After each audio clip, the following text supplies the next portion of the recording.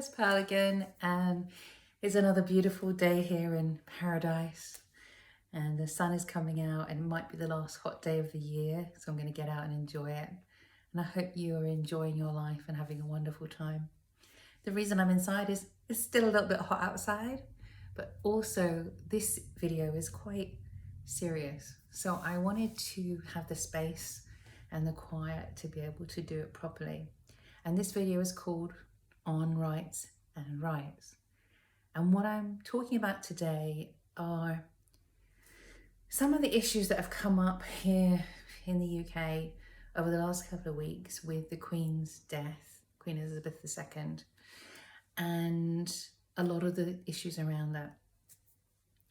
And one of the reasons I wanted to do this was because there was a lot of comments on social media, a lot of things going backwards and forwards, and some of them I found really disquieting.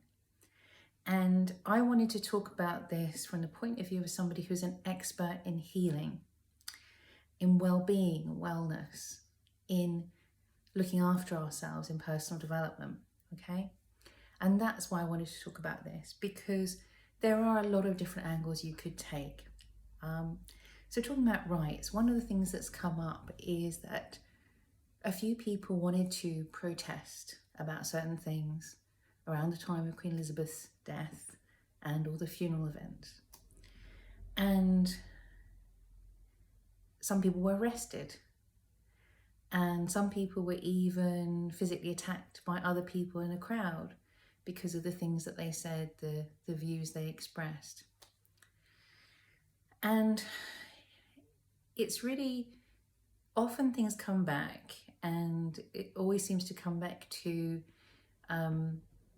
the right to free speech, the right to freedom of speech.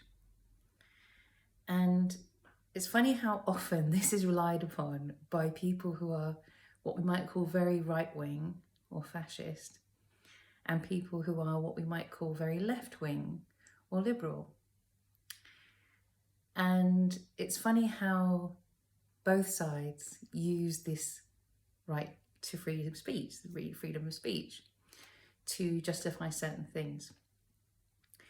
And one of the things that I do, and I'm often talking about, and anybody who works in personal development, well-being, wellness, healing will be talking about all the time, is boundaries.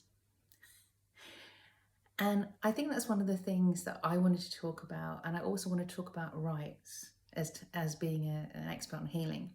But I'll come to that. And I hope this is going to be helpful to a lot of people who have been affected by these events. There's also another previous video on bereavement if you want to check that out. Now, this idea of freedom of speech, right to free speech, and it's not absolute. We have boundaries around it. For example, you're free to say certain things, but not to yell them outside my bedroom window at 4 o'clock in the morning. That's called disturbing the peace. And another area where we don't have the right to free speech or freedom of speech is when it becomes hate speech, when it's racist, when it's misogynistic. We're still working on that one. I think when we actually sort of get serious about tackling misogynistic language on social media, I think people are going to have their work cut out for them for a while to try and sort of pull that back in. And we even have things like, discussions and arguments about gender issues that have ended up in court with somebody saying this is hate speech, somebody else saying no, it's not, and having to go through a legal process to support beliefs or even to say, yes, you're allowed to have this belief and you're allowed to talk about it. It's not hate speech. And these are things that we can talk about in the law, but I'm not here to talk as an expert on law. I'm really here to talk about boundaries more than anything else. Now, obviously the right to protest, the right to have free speech is so important, and it's something that's tracked through decades really of social development as well as personal development. People who've been able to stand up and say what they wanted, and to protest racism, to protest discrimination. It's still going on, it's so powerful, it's so important. And a lot of the people who protested ended up in prison, ended up having to sacrifice a lot for their beliefs. And I have so much respect for those people. And I have respect for anybody, really. I say that it's boundaries, isn't it? You know, when somebody says something and we say, no, that's hate speech. And we found after the Euros last year, people in England who made racist comments towards the footballers, they got found out, they got caught out, they got prosecuted, and some of them lost their jobs as well. Because you know what?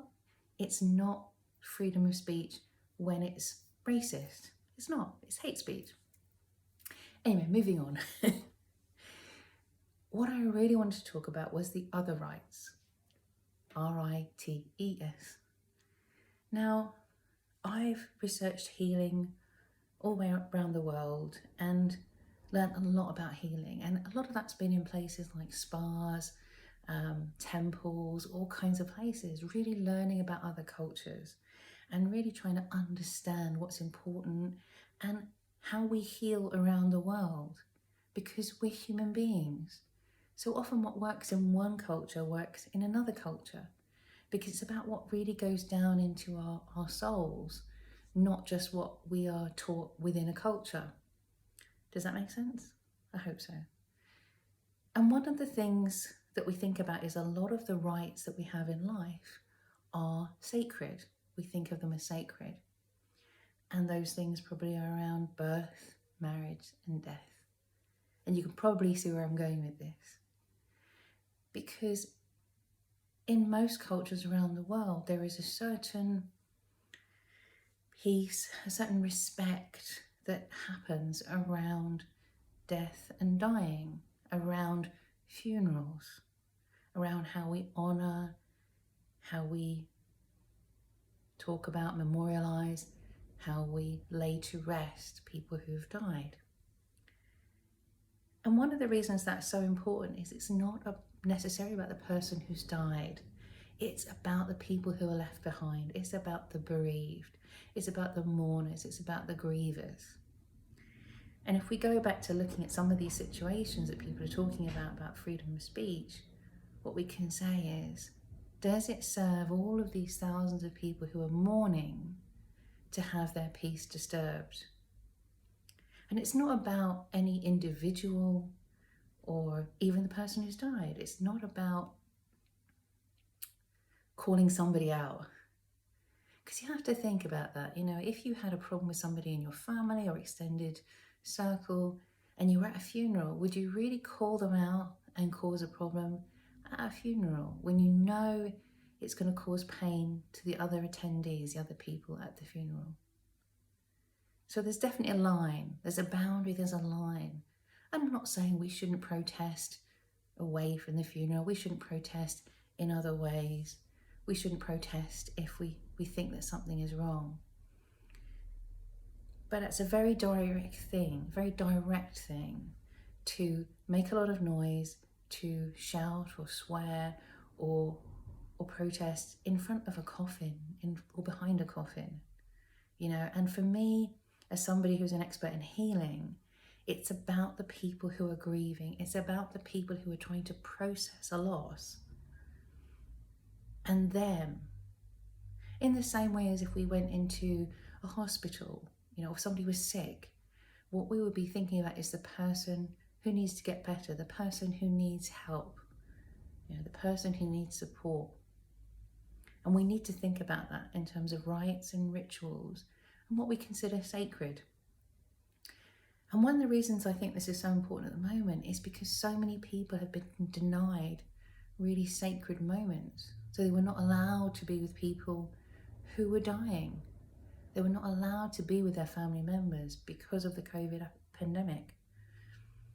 And people were not allowed to have the funerals they wanted or to lay people to rest in the way that it would have normally done.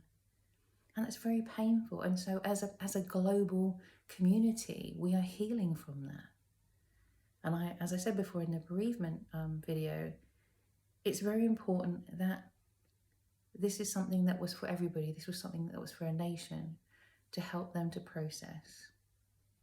And a lot of people have said, oh, well, you know, these people don't know the Queen. Well, a lot of them did.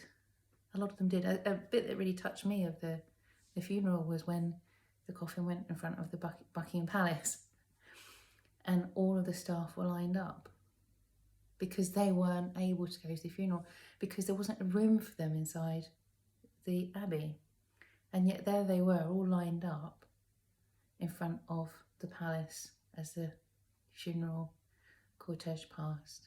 And that to me was something very, very beautiful, because when somebody has touched so many lives, there just wasn't room inside the church for them.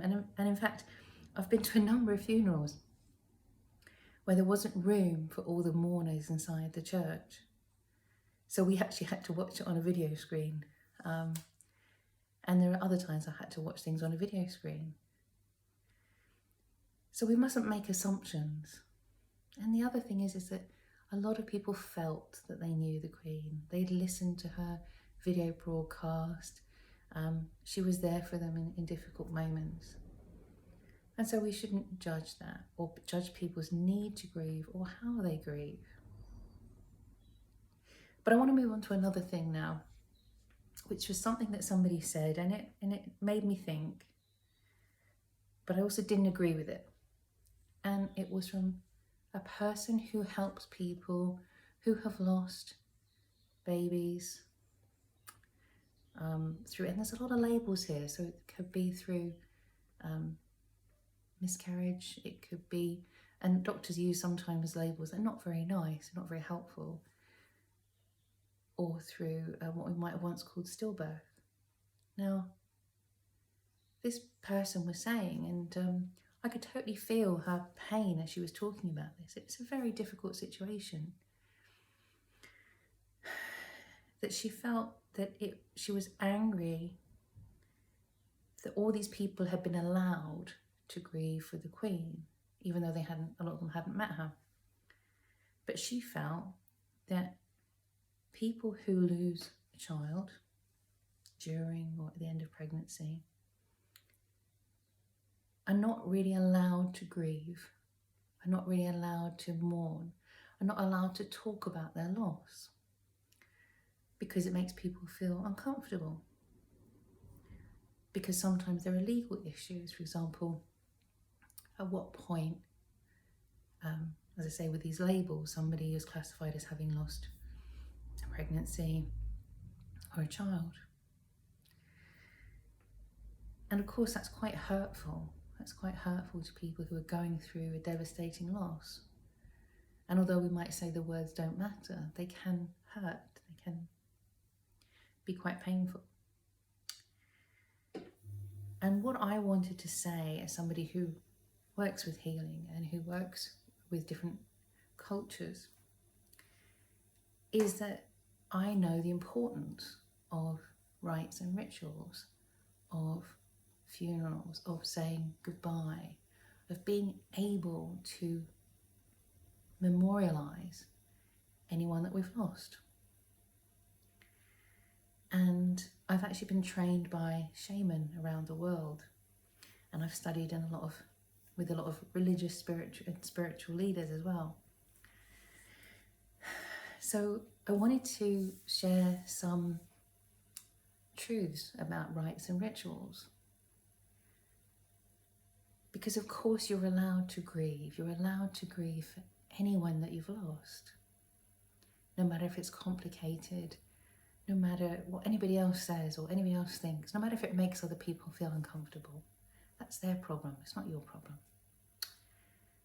But one of the things with shamanism is when you go around, you study and you train and you learn about all these different rituals and cultures. But it's also a living thing. It's a modern thing. And one of the things that we can do is we can create our own rituals, our own rites, and also discover them. Because sometimes I've gone somewhere, from the heart, and I've literally discovered people doing something, a ritual, or found a sacred place. So if something's ancient, it's within us and we can feel it, but we can also create our own modern way, our own personal way of honouring somebody, of grieving for somebody.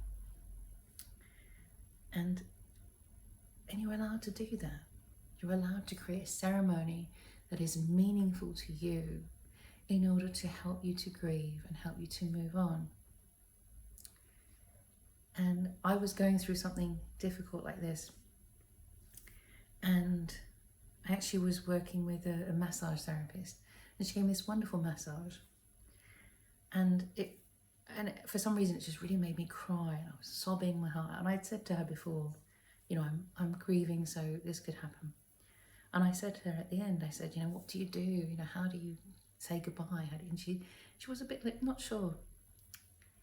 But I went on, I travelled on, and I went to a place which was Gaia Island in Borneo, and it was overlooking Kota Kinabalu, which is a famous and very spiritual mountain, sacred mountain in Borneo. And I had I would say sometimes the ritual will find you. And I was woken up very early in the morning with all these feelings in my body and this incredible sunrise. And I was feeling all this heat and pain and everything coming through me. And as I sat there and I looked at the mountain, something really special happened to me, and it was something magical, I guess. And it was really, I felt something leave me, and I felt like I was letting go of all this stuff that I've been holding on to. And it was a really special, magical moment. And speaking of magical moments, sometimes it is those moments in nature, whether it's a thunderstorm or a rainbow, that really helps us to heal, to feel okay, to feel comforted. And I think we all felt that when we saw the rainbows over the palace when the Queen died. And funnily enough, I had another family member who passed away a couple of years ago. And I remember feeling very, very lost the day he died, the day after he died. And I looked up and there was this beautiful rainbow, and I thought, it's okay, it's okay. And I just want to share something that happened with him and his funeral, because again, this might help you and give you some ideas. Because I say, you know, you can come up with your own ritual, you can come up with your own rite, your own ceremony, but you don't have to. You really don't have to. There are so many amazing religious and spiritual people, and most of them are there to help and support you. Of course, we know we've got the dodgy ones, we've got the judgmental ones that sometimes, you know, hurt more than they help. But I just want to share this story because it's testament to that comfort that we can find, even if we don't expect it. And so this family member had passed away, and we had some problems with the funeral, and people feeling differently about it, wanting different things, and lots of stuff going on. It was very painful for people in the family. And at that time I was traveling around, and I ended up in Canterbury and staying in this little hobbit house near Canterbury. And I had done the Camino de Santiago a few years before, and it was wonderful to go somewhere again where everything was saying pilgrim this, pilgrim this, pilgrim this. And I wanted to go into the cathedral, Canterbury Cathedral, and I went to go, and there was like, oh, well, it's cost this much and takes this much time. And I thought, just let go, just do it. And when I got there, they said, well, if you're a pilgrim, you go in free. I thought, that's great. And they have a special pilgrim service or blessing or prayer. So I went in and I sat there, and it was one of those things where I was thinking, I don't need this, I don't need this, I don't need this. But as I sat there, it really started to do something. And I remember going up to the vicar, I don't know, priest, not priest, Anglican, I think. So, you know, the minister, whatever he might be, at the end. And I said, thank you so much. And I told him about doing the Camino. And then I asked him for advice, and I said, look, we've got this really difficult situation and it's really upsetting and it's hurting my family. And he said, well, if you like, we can just go over here and we can do a little blessing. And he took me to the side, and there was this really, unlocked this gate, and there was this very beautiful little chapel within this huge cathedral.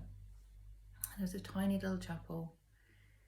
And he came in and he said, so what's the name of the person who's passed away? He knew my name. And he said, well, who's really upset about this? Who's hurting? I told the name.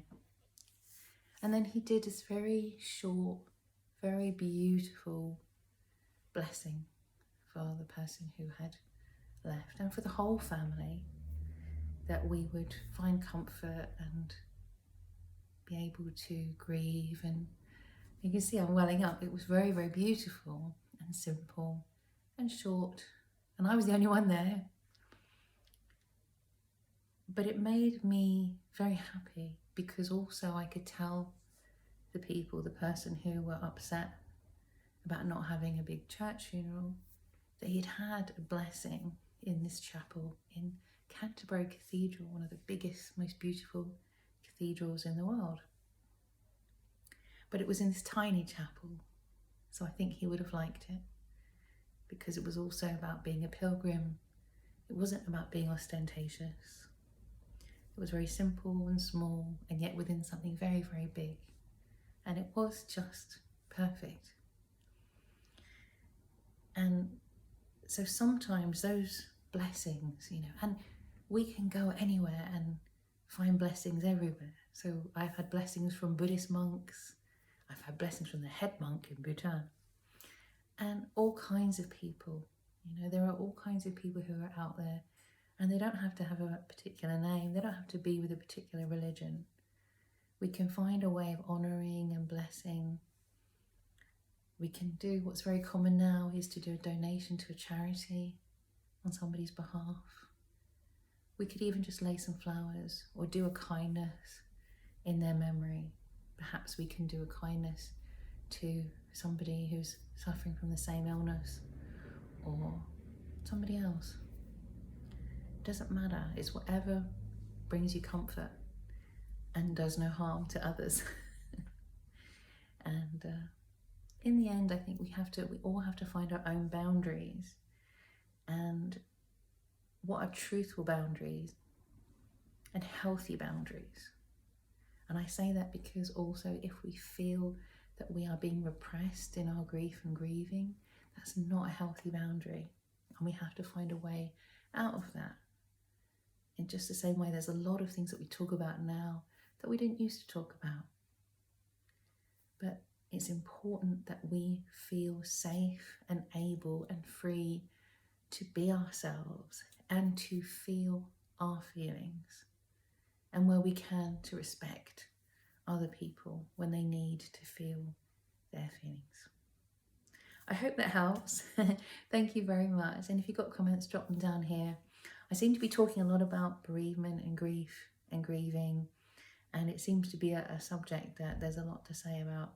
But I hope this helps in a tangible, practical way, that there's often comfort very close at hand if we can open our hearts to receive comfort and blessings. Love you. Bye.